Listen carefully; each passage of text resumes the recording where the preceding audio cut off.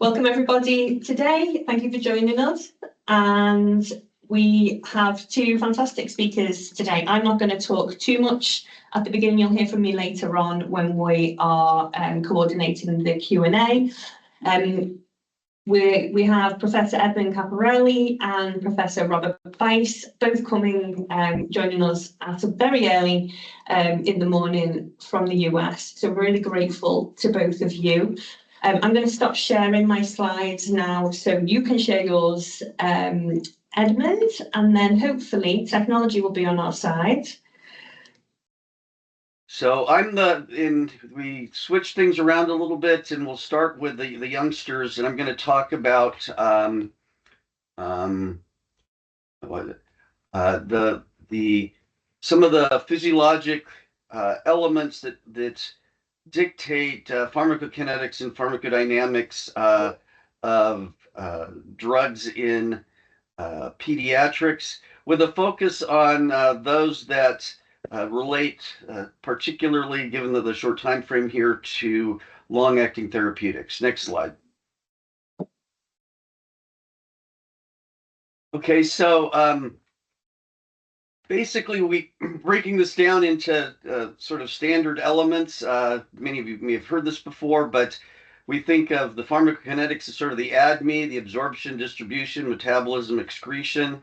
And we also, though, are very interested in the pharmacodynamic, and that's a very important consideration, although I really won't go into great detail on that. But physiology and age play an important role. Next slide, please. Yeah, and again, age impacts all of those elements. So this is basically a schematic of those elements, again, with the pharmacokinetics on the left and pharmacodynamics on the right. And one can administer a drug, and it can be by various routes. It gets absorbed and it reaches the systemic circulation. And from there, besides the other pharmacokinetic processes that can take place, is a distribution into the tissues, and also a drug moving to the site of action. And then also the drug can be metabolized, and that's sort of the elimination or clearance of it. Oops. And then on the right there, drug at the site of action, which is in equilibrium with the systemic circulation drug, acts on receptors and has its pharmacologic effect. Next slide, please. So drug absorption. You can move on from here. So drug can be administered at a number of routes, and there are issues related to maturation that affect both oral, IM, and sub-Q absorption. And I want to break absorption down into two elements, and I think this becomes sometimes a bigger issue with long-actings. Rate, which is characterized from a PK parameter perspective through Ka, Tmax, and Cmax, and extent, which is characterized by F, or bioavailability, and Cmax. So, and that all of these can be affected by age. In terms of oral, because this is focusing on long-actings, and the majority of those are going to be through the sub-Q or IM route. I'm not going to go into great detail, but there are huge changes in the gut over the first few years of life, and that impacts both Ka and bioavailability. There's a large number of factors involved in terms of the GI tract, with pH, with motility, with drug transporters and enzymes, solubility, and microbiome. And most of these changes occur over the first 3 years of life, although there will be certain key ages in which those changes are pronounced. So that as diet changes, for instance, we often see big changes in the first, at around 6 months of life, when babies go into solid food in terms of absorption. I'm going to spend more time on later slides on IM and sub-Q. Age has various effects. With IM, things to consider is there's obviously a much different muscle mass, there's different locations of injection, needle length, etc. There aren't many controlled trials that really document changes with age. And so a lot of the analyses that goes forward with this, as well as with sub-Q administration, relies on what we know about physiology and sort of cross-study evaluations. In terms of sub-Q, it depends mainly on convection through pericellular pores. So basically, we do know that with monoclonal antibodies, and this encompasses long-acting BNAbs for HIV, but also for drugs used for RSV in younger populations, we do see more rapid absorption in infants than in adults. And the other key consideration is when we're talking about biologics, and in this case, monoclonal antibodies, they have a much different disposition when it comes to exactly how they are metabolized and they distribute. So this is driven mainly by the lymphatic system and not the blood flow as we think of in terms of small molecules, as well as the metabolism is driven by lysosomal enzymes with proteolysis, not by the standard oxidative drug metabolizing enzymes that act on small molecules. Next slide, please.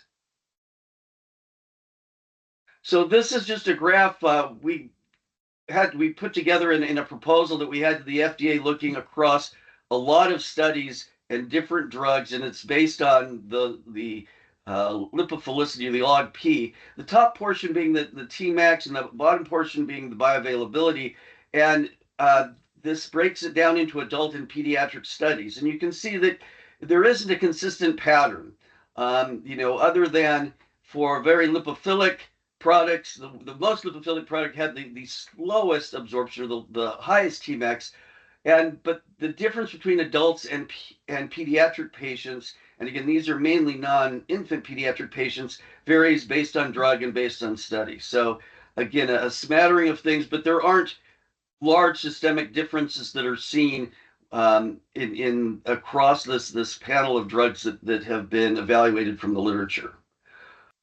So one of the projects that we were involved in as part of the Pediatric Trials Network was trying to evaluate midazolam using IM injection and an auto-injector. And so on the far left, we looked at studies in adults as well as some studies in pediatric patients. But what I'm showing you here is, and that was both in the pediatric patients with both IV and oral as well as IM. But there are very limited studies, again, of IM injection. But the thing that is clear, if you look at the auto-injector, which is the black line in the confidence interval, this came from some Department of Defense data, which wasn't published, but a large number of patients, the levels were significantly lower than when it was given by needle and syringe method. So again, getting to the method having an importance. And this just shows different time points.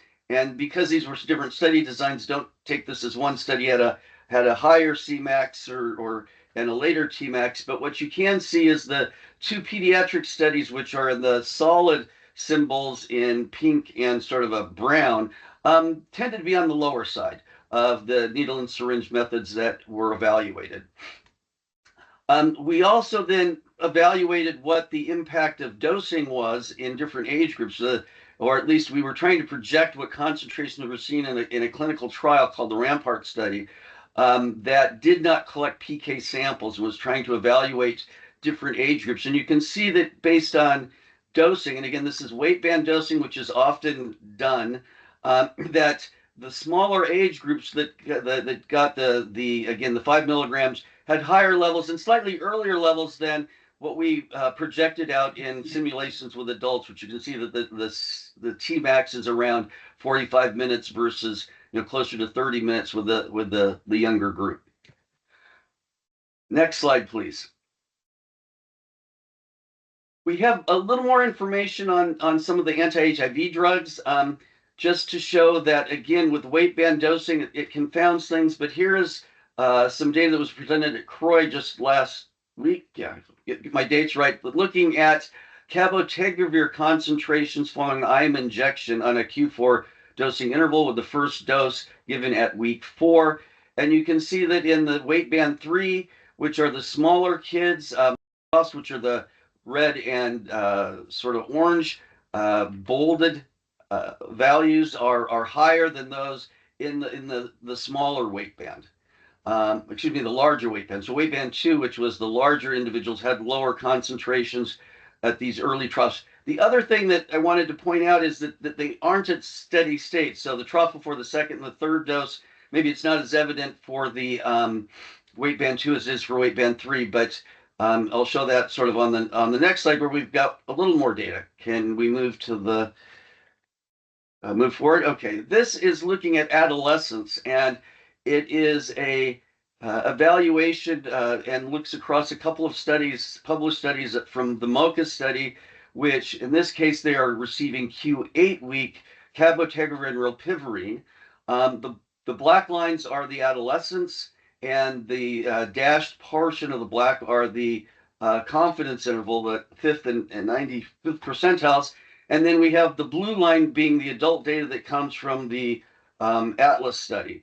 And so from that standpoint, Atlas 2M specifically, it shows that they're given the same dose as the adults, that you can see that the CAB concentrations are actually appear to be a bit higher than the adult, whereas the rilpivirine concentrations appear to be a little bit lower initially, but they catch up. Now, again, these drugs are absorbed over, these formulations absorbed over a long period of time following IM injection, so that it takes weeks to actually absorb an individual dose. And while we, see that we do achieve more or less a steady state earlier with the cabotegravir, the rilpivirine, that you see both in adults and in the adolescents, tend to accumulate drug over time. And so again, in evaluating age effects, one has to be careful at looking at various points in therapy to see what one wants to determine in terms of age-specific elements. Next slide, please. So we also have done some analyses across studies with some of the BNABs, and this was the first BNAB that we looked at VCR01 and combining infant data from Impact P1112 with adult phase 1 data. What one can see is that it's absorbed more rapidly in children. It's a little difficult to see that. It's on the very far left, but the 1-day levels are the maximum concentration of the Tmax for the solid infants, whereas it takes 3 to 7 days for the adults, the open circles, to reach they're basically Tmax. The other thing is that with those normalized levels, you can also see that the concentrations are higher in the infants, suggesting a higher either clearance divided by F, and it's likely somewhat due to F, but probably it should be a lower clearance. And this is not of infants and higher levels. Next slide, please. Moving on to distribution issues. So the one thing that we see is a big change in body composition. There's a lot more water and a lot more extracellular water in infants. There's also very little fat in infants. And so again, depending on the individual agent, that may have a big impact on distribution. There is not as much a difference in overall protein content, but there's more or less muscle mass in smaller individuals than there are in adults. Next slide, please. The other factor that affects distribution is protein binding, and this is just a table looking at several drugs and the percent bound. And what you can see is that in every case, the percent bound in newborns is significantly less than that in adults. And so again, that's the plasma protein binding, which allows more of it to move into other spaces outside of the plasma compartment. It typically doesn't affect general pharmacokinetics, but it does affect interpretation of levels in terms of the free concentrations typically are not as affected by protein binding changes, whereas interpretation of total drug concentrations may be. Next slide, please. So move on to renal elimination. So, kidneys at birth are basically sort of turned off or turned down, way down. They don't have a major function in utero. The mother does all the maintaining of electrolyte balance, etc. And so, as such, they only receive, less than 10% of cardiac output, which is, less than half, well, less than half of adults. And accordingly, renal blood flow is much less. GFR is doesn't really develop rapidly until after the 34 weeks of age, although there is renal function being developed in utero before that. Tubular secretion, different than filtration, increases quickly in the first 2 weeks, but it over the first year of life, we'll see more than a tenfold increase. And GFR, once you get past 2 years of age, basically filtration, is similar to an adult normalized body surface area. So about 80 to 120 mils per minute per 1.73 meters squares. Next slide, please. So this is a couple of different studies of antibiotics demonstrating the impact of postnatal age and gestational age at birth in different formats. And basically you can see that in the first month of life, regardless of the gestational age, the basically drug clearance, and these are drugs that are mainly filtered, is basically 20% of an adult value, and they start to ramp up, but by about 10 months of age in one, and for cefepime, you can see that it's sort of plateaued as this goes out to basically adulthood. The other thing that you can see is that gestational age at birth and postnatal age each have independent effects. That the younger you are or more immature you are when you're born, as well as how far out you are, has an impact on your clearance of meropenem. Typically, it's things are often evaluated in terms of postmenstrual age, which is basically the combination of those two metrics of age. Next slide, please. This just gives you, for a renally cleared drug, the change in half-life and the change in clearance relative to a ratio of a mature adult, a 6-year-old. And again, the clearance starts slow but rapidly, is 2 to 3 times higher than a 60-year-old, whereas the half-life is actually initially longer, but then drops down to less than half of a adult. And you can see how they change over time, those ratios. Next slide, please. Touching on drug metabolism. Next slide. In general, drug metabolism pathways are less active in newborns than in older children and adults. They increase to peak in young childhood, and then they decline to adult levels later. Probably around puberty has some impact on that. One thing to keep in mind is the pattern of increase depends on the specific enzyme pathway. That includes both peak activity and time to peak activity. Next slide, please. So this shows a change in clearance relative to adults based on renal function, which is the black line. And these are based on sort of probe drugs, as well as 3 different enzymatic pathways. This is CYP3A4, which is in red, which is the most common pathway of drug metabolism. CYP1A2, which shows you sort of an extreme example of the slow development of that pathway in green, and then glucuronidation, which is in blue, which sort of has something in between in terms of how quick the enzyme is turned on and how quickly the activity increases and the maximum activity that is achieved during childhood relative to adults. Next slide, please.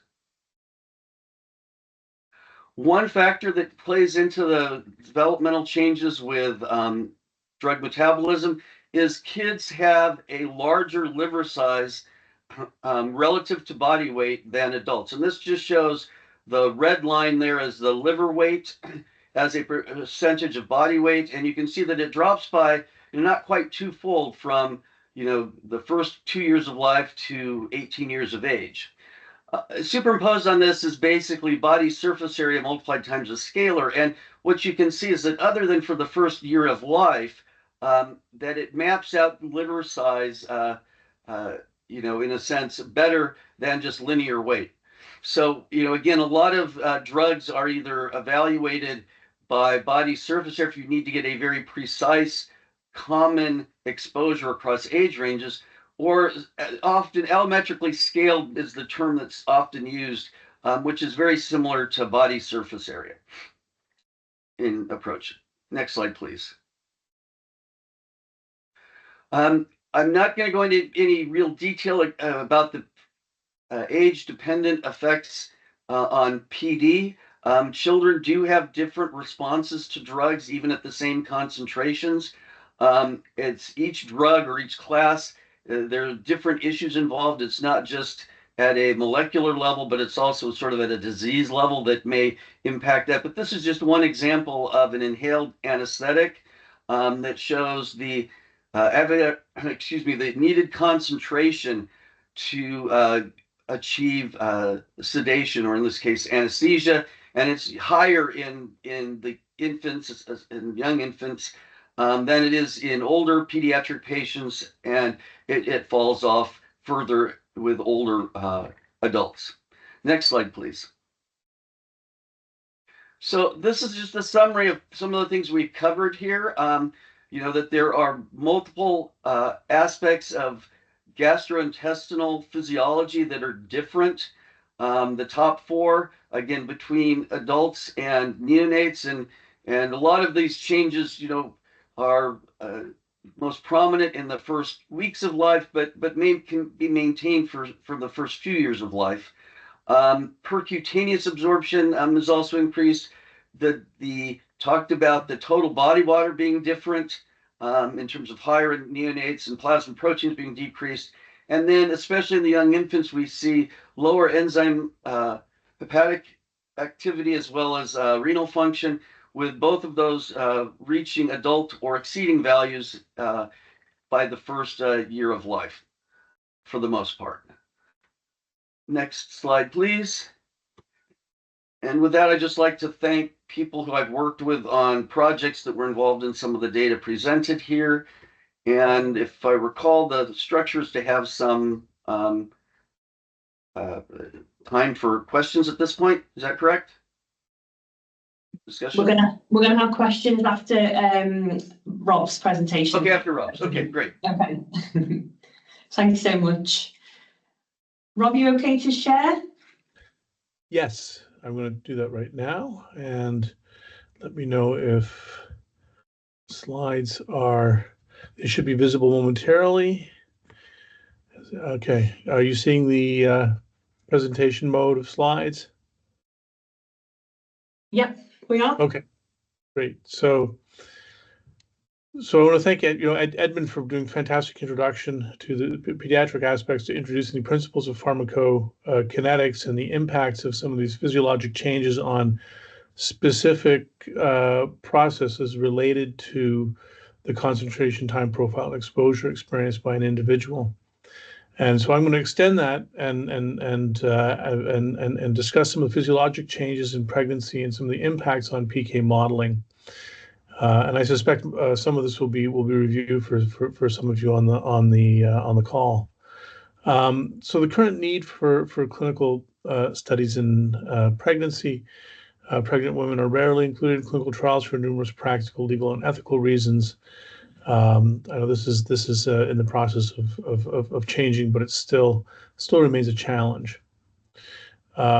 This results in having most drugs prescribed to pregnant women off-label, with dosage typically adjusted on the basis of the recommended dose for men or non-pregnant women and adjusted by clinicians.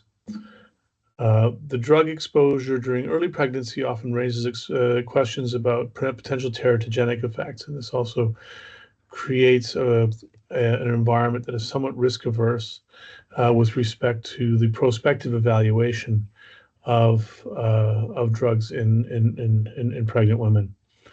There may also be complications due to fetal drug exposure in later trimesters. So there's a need to make pharmacokinetic studies in pregnancy as efficient as possible. So I want to cover a few basic principles. So what the first one is what happens during pregnancy that can change the pharmacokinetics of drugs?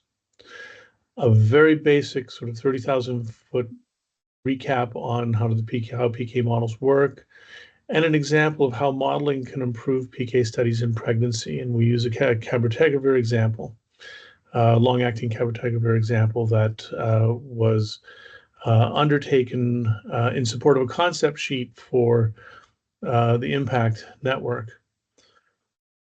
So physiologic changes during pregnancy, and much of this is drawn from Alice Key's paper.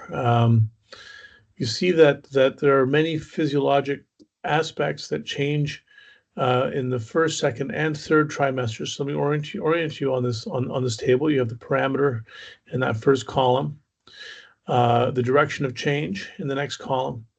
If the number is indicated in red, that is an increase of over 25%.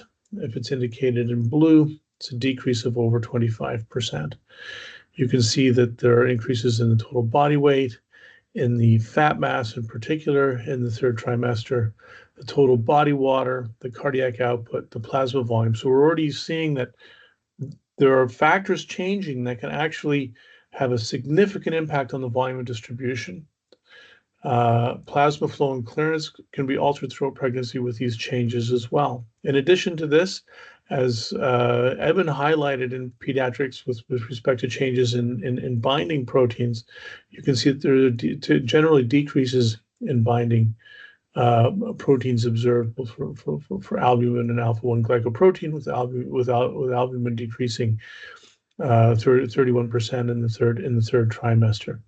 And again, that's the primary impact, depending on the metabolic pathway and whether it's capacity or flow limited, will have an impact on the total concentration, but not necessarily the free concentration. And we see that the increase in glomerular filtration rate, in particular in the second and third trimesters here, which increases renal clearance of the drug, effective plasma flow, the creatinine clearance, and then metabolizing enzymes, with some actually increasing, like CYP3A. You can see that the 30% increase in the second trimester, 18% in second, and with 1A2 decreasing, going from decreasing 31% in the first trimester and 64% in the third trimester, and 2D6 increasing. So we have changes in many of these factors that have to be accounted for in sort of a dynamic way. Now, this table represents those changes as sort of discrete changes by trimester, but these changes actually are occurring continuously across the duration of pregnancy. So on this figure, we see the ratio of pregnancy to non-pregnant value.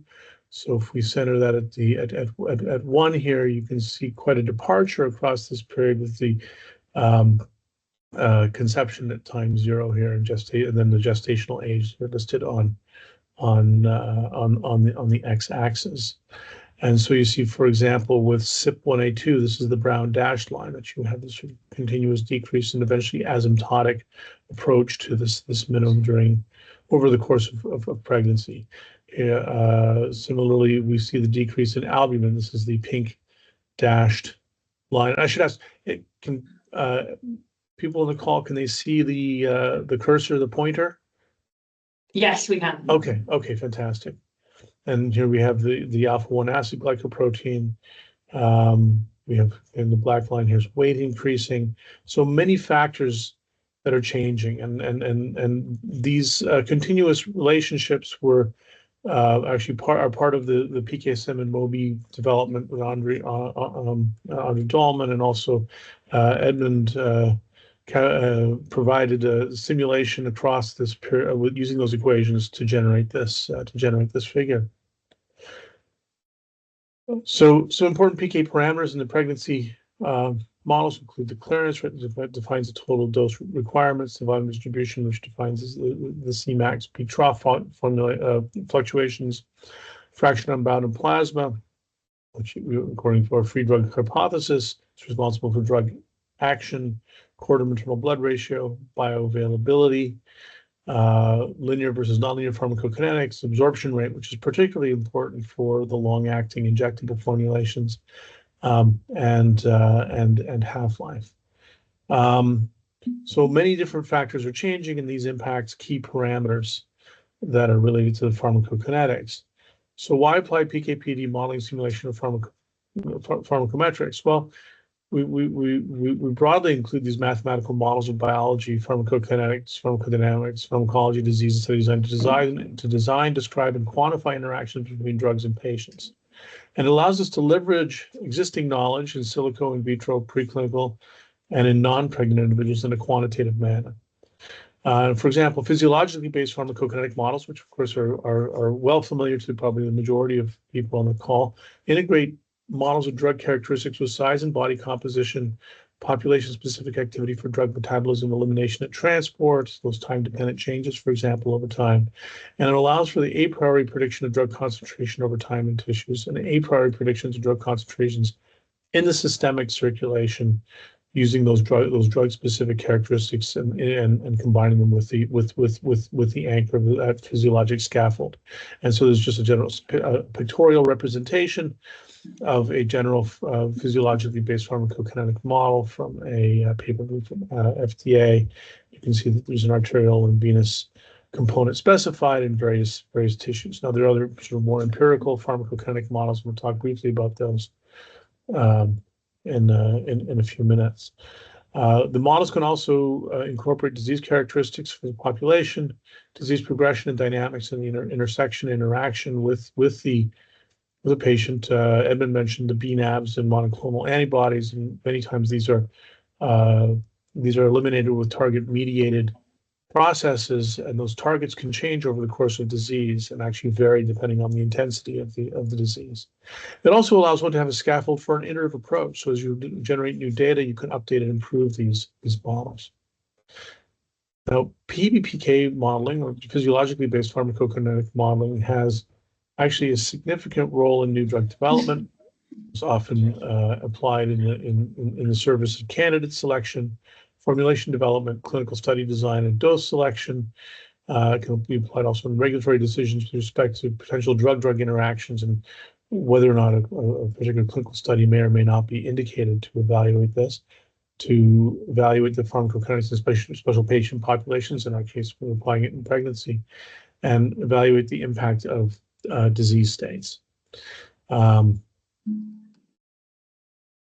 Population PK modeling, on the other hand, provides a typical concentration time curve based on in a population based on data from participants. And it's data-driven, so we fit data to estimate PK parameters as opposed to the PBPK model, which is much more a priori and mechanistically driven, although it can be updated. PK modeling is excellent at capturing variabilities between subject and between occasion variabilities, covariate effects. It's often using a nonlinear mixed effects model framework, so a hierarchical model basically covers fixed effects PK parameters, a covariate model, and random effects variability model. Just a note that if you're doing purely Bayesian analysis or looking in the Bayesian modeling literature, everything is a random effect, but we're going to go with the repeated nonlinear models for repeated measures data paradigm of Giltonen and Davidian for the purposes of our discussion today. Again, the variability model evaluates variability around the PK parameters as well as the observations between subject and between occasion, and residual variability comprise those models. The covariate model explains variability predicted by subject characteristics, things such as weight, age, genotype, or genotype predicted phenotype. Now, the different PK approaches support different aspects of this. So in non-compartmental modeling, we need intensive individual assessments. For compartmental POP-PK assessments, we can use intensive or sparse group assessments and combine study results. And for PBPK models, We can provide predictions compared to prior models and compare those two with observed results. And this table highlights the suitability of the different approaches for different aspects. The PBPK models in particular are good at evaluating new dose measurements and study designs and incorporating existing PK from literature and vitro studies, as well as physiologic, pharmacologic, and drug-specific parameters. So when do we use these models in clinical trials? So for PBPK modeling, we use these to explore patient formulation of molecule-specific characteristics and the a priori predicted impact on the concentration time profile. And it provides a mechanistic basis for a priori exploration of anticipated or expected changes in disposition during pregnancy, for example. It allows the prediction of concentrations in biophases not easily sampled, for example, in the fetus, in the central nervous system, or other target tissues. Population PK modeling allows us to ask what-if questions in clinical study design with consideration of uncertainty between subject variability and between occasional variability. So you can use Monte Carlo simulation strategies that can be, and these strategies can be a priori calibrated using PBPK model predictions. So you may use a PBPK model to predict what the anticipated changes are, adapt that for a population modeling approach, and then evaluate the impact across the population, updating the population model once you have observations in a very explicit way. So I'm going to take a moment to talk about a PBPK modeling example applied in pregnancy. So there are some pregnancy modules available in various software packages. SimSip has a pregnancy module. It's quite well established. This is Alice Key, Josh Notcutt, that were developers there. PKSim, so it's Andre Dahlman, and Jeremiah Momper at UCSD is also involved in this, and Edmund has been involved quite closely in the continuing evolution of these models. The PKSim models also are part of the Open Systems Pharmacology suite and the MOBI suite, so that they're actually open, so you can access them and utilize them.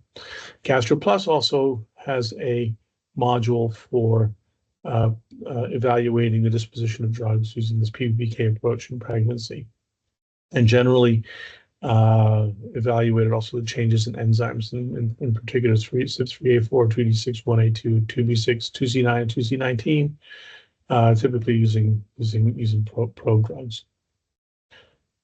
So with respect to parameter changes that are occurring, if we want to focus on the changes that are related to elimination parameters, here's a list of model parameters. The dolutegravir, raltegravir are PKSim, and this is Andre Dahlman. You can see that UGT and CYP3A are modulated.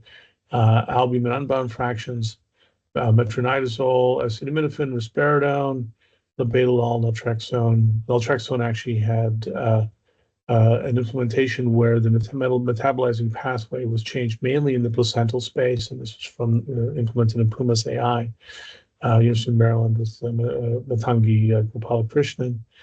A cabotegravir and rilpivirine model in pregnancy implemented actually in the Liverpool group that incorporated increased 1A1 and 3 and 4 activities. Olanzapine, which actually had decreased CYP1A2 activity and increased UGT1A1 activity. Recent paper evaluating the drug-drug interaction with ritonavir boosted atazanavir with rifampicin, evaluating and incorporating these specific changes with respect to the CYP2D6 increases, CYP3A4 increases, and general increased rifampicin systemic clearance. So in terms of a specific example, this is an evaluation of cabotegravir. And as I mentioned, this was done in support of a clinical study design being proposed for evaluation of long-acting cabotegravir in pregnant cisgender women during the second and third trimesters of pregnancy. We adapted this model from the maternal fetal PBPK model of Dahlman that focused on dolutegravir and raltegravir. We obtained drug-specific parameters from the published literatures and used published clinical PK data both from oral and IM routes of administration in non-pregnant cisgender women to validate the initial non-pregnant PBPK model, and then extended by using the modules in PKSim for the changes in pregnancy. and then evaluated the proposed loading dose. So here's a schematic of the model structure utilized, and what you see in the red box are the key components that were a part of the pregnancy PK model structures and the key elements that were changing. So you can see endometrium, myometrium, placenta, and a separate fetal exposure model here. And this citation is for this particular implementation is given here in the bottom right, beyond it all. So there were pre-existing data from non-pregnant individuals, the PK data for a wide range of doses. So when we digitized, or the data were digitized, so that we could evaluate them in the context of the implementation of a model for long-acting IM cabotegravir in non-pregnant individuals. And you can see that the predictions from the model, this were reasonably consistent here. You have 100, 200, 400, and 800 milligram IM injections concentration on the y-axis, time on the x-axis. Model prediction is in red, and the digitized concentrations are shown in blue. So we had reasonable confidence that, at least in the non-pregnant setting, the model was performing reasonably well. There were some aspects to scaling elements with respect to changes in pregnancies. So here's an example. Here's an example of the fraction unbound changes using this general function. So you can see the fraction of cabotegravir unbound changes from the second and third trimester, and then we use the non-pregnant state for the mean albumin concentration to evaluate this after delivery. We also incorporated a change in the primary metabolic pathway, the UGT1A1 pathway here. That was assumed to be induced by a factor of 1.75 in the second trimester, 1.92 in the third trimester.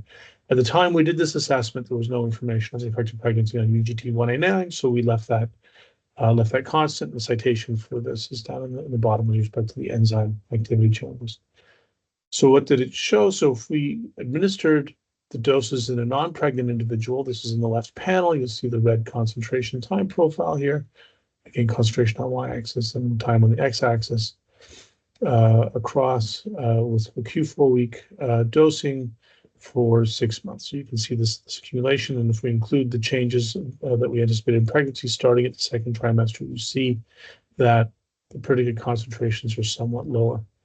In the right-hand panel, we include between individual variability only in the pregnant population. So we have the distribution here with between subject variability as implemented in the PK-SEN modules. And so we get a sense of the distribution of those concentrations across the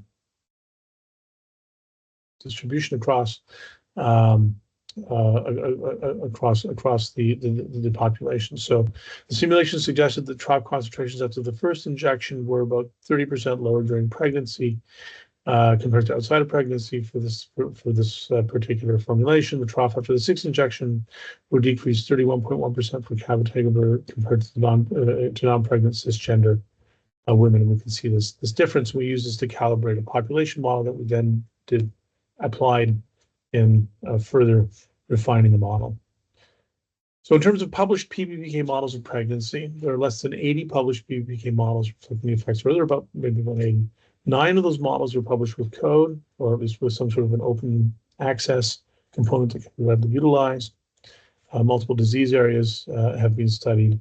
So these platforms are available and can adapt and incorporate those types of changes, and I think provide valuable insights a priori.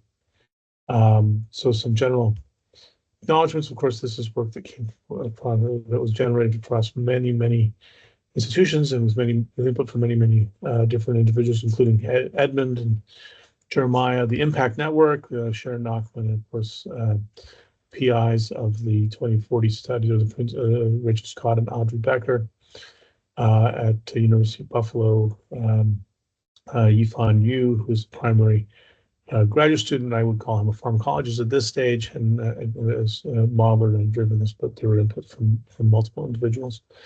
And then from the Impact SDAC in terms of thinking about how to apply these results in the context of trial design, Sean Brummel, Lauren Zimba. And of course, the grant support are maternal pediatric precision therapeutics grant, and of course the Impact network. Thank you very much. I'm happy to take questions. And stop sharing. Thanks so much, Rob and Ed as well for really interesting presentations. We have had a few questions come through on the Q&A. So I'll read them out just to make things easy for you, if that's okay. So Ed, a question for you from Patrick. So Patrick says, thank you for your insightful presentation. My question relates to the underrepresentation of the Black African population in clinical trials, which often results in limited knowledge of their ADME profiles for novel therapeutics. In the aspect of long-acting therapeutics, especially in pregnant women who have other factors influencing absorption, such as physiological changes, does ADME generally differ by race, or is it more molecule specific? And then an additional question, what could be done to ensure the early involvement of Black African pregnant women in pharmacodynamic studies for LATs in case pregnant women are being engaged in those studies? So it sounded like the last part of that was for Rob, for Dr. Bies. The one thing that I will say is that while we do capture information along the way, and at least in the HIV space, in pediatrics, there is actually good representation across various affected groups, including African Americans as well as African Blacks. It becomes difficult, especially with the long-acting. And now I'm speaking mainly of BNABs. We haven't really looked at it as much for the injectables in Mocha or in Crayon yet, but to differentiate issues that are race specific versus location specific. So, it's something we keep an eye on, and we have seen differences in some of the potentially absorption patterns, for instance. That may have to do with administration. It may have to do with, body composition differences. It's something we're aware of and we evaluate, but we don't have as much information, at least in the young pediatric space. And now I'm speaking more along the infants to evaluate that as critically as we'd like. Rob, would you like to jump in? Sure. In the pregnancy space, similarly, I think we've got studies ongoing to evaluate evaluate these. The artist impact has studies ongoing to evaluate these with populations in Africa, but I haven't. And then of course with TAF, TDF, FTC, there have been studies in South Africa that in pregnant women in the South African population that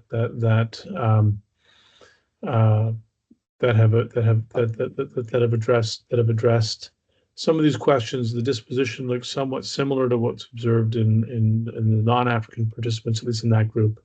And we'll look forward to the PURPOSE study results being published to that may be able to address some of this, given it was a worldwide effort. So, but I don't have good answers. There's certainly other physiological changes. There may be changes even in the absorption characteristics from the IM depot, but I just don't. I don't have a specifically detailed answer on that. Other than that, we are hoping to generate new data and anticipating other data to be published that will help to inform some of those differences is what we anticipate. And I will, if I can, just mention that within the Impact Network, through two protocols that are basically continuation P. It was called P1026S as 2026S, the opportunistic looking at pregnant women. We actually did enroll specific cohorts for efavirenz. That one was done in a Black African population, and I'm blanking on the country, but it wasn't South Africa. So, again, it was a clearly, in that sense, a true representation, as well as another one that was in Thailand. And, here the size of the women were so different, as well as there was different distributions of the genotypes for CYP2B6, which is responsible for metabolism, so that we do keep those in mind, and when we can have genetic links that do indicate there might be differences, we try and evaluate them, but those data are scarcer than we would like. And yeah, I think that, but the fact that they're being collected, I think is really important, and I think prospectively incorporating this and anticipating applying some of these techniques to maybe try to capture systematically those differences in a usable framework or in a generalizable framework is a positive way to go. Great, thank you both. Question from Tom Jacobs. Tom says, thank you for the interesting presentation and for highlighting the pharmacokinetic challenges of drug dosing in neonates. Question for Ed, do you foresee a future role for CAB in PMP or neonatal ART? And in your opinion, what are the most relevant pharmacokinetic challenges for CAB in neonates? Well, I think the big challenge in neonates is obviously far down there in terms of is really the absorption profiles. And so we have a lot of information about the metabolic pathways that the UGT involved in that, the maturation of that, but it doesn't take much of a difference in the absorption profile to really change how we can give these things. It's the terminal slope of these curves that we generate is all due to absorption, and we have relatively simplistic models to describe that, at least for cabotegravir, rilpivirine, that's more complicated. There is interest in ViiV looking in the younger population, including infants, and there's been some, I know there's been some discussions along those lines. There may be discussions that have gone on with Penta as well, but the idea is that we will plan to look at it more for, that yes, it would be helpful for prophylaxis, but for treatment, to me, this is where we have a very difficult time giving oral meds to young babies. I mean, that you can look at drug concentrations, in the first years of life, that not only are there the physiologic changes that we've said here, but just, the adherence issues. If we can't give things with food that we want to give with food, for instance, you're kind of stuck with, how the baby's feeding. And, the breast milk may be different from solid foods, formula different from breast milk. So I think there are needs for it, and we're trying to encourage the study of it. The BNABs provide probably at least right now, the better, or at least there's more enthusiasm around those for prophylaxis in newborns, and maybe not as single agents, but as multiple agents, because they have a great safety profile. The PK is easier to predict, and you can kind of integrate them as part of sort of a vaccination schedule and well baby visit schedule. Great, thanks very much for that, Ed. We have another question from Denny. Looking at the rapid physiological changes in children, could some dosing intervals be potentially too long for long-acting drugs? Yes. That is the simple question. And I know moving forward, we're not trying to push out to 6 months. And, not only the one change that I didn't highlight is that the size, changes dramatically. And you have to put that into the models, that you simulate as well as that you analyze that, if you're looking at 3-month or 12-week interval, babies have basically doubled in size. You hope they've close to doubled in size. It's that first 6 months of life that there's that rapid growth and it slows down, but it still is a consideration that one needs to have. Thank you. And I was just going to add to Edmund's comment as well that I think that also Edmund alluded to understanding the absorption profile. We may have muscle composition or whatever in the neonate in particular that's rapidly changing and rapidly evolving, and that provides an additional challenge to understanding the adequacy of exposure over especially extended intervals. And one thing that I would say, following up on Rob's comment there, is that for sub-Q administration, the changes aren't as dramatic on absorption because the influence of muscle mass and the blood flows, etc., impact absorption less. I mean, there are clear differences, but they aren't as huge. IM is a trickier issue. And the one thing about the BNABs is it's the terminal slope is determined by elimination, whereas, and that the terminal slope meaning how long you can go between doses, whereas for the BNABs, it is actually determined by the metabolism of them, through the RES.